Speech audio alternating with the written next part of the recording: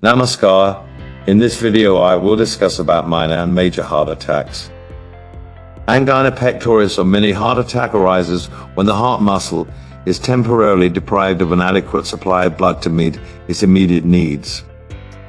These characteristic, passing chest pains of cardiac insufficiency occur under conditions of increased demand due to exercise or emotional reactions such as anger, rage or passion. These pains are relieved by physical rest and mental relaxation. In the past, scientists considered the major cause of angina to be prior hardening of the coronary arteries, which supply the heart muscle with blood.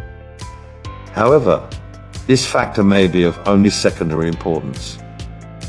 Myocardial infarction or major heart attack is signaled by severe and unrelenting chest pain which is unrelieved by rest.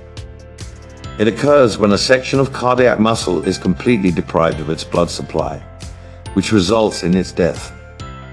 Unlike angina, myocardial infarction has been attributed to thromboembolism, total obstruction of blood flow in one of the tiny coronary arteries due to clot formation or lodgement of an embolus or plaque.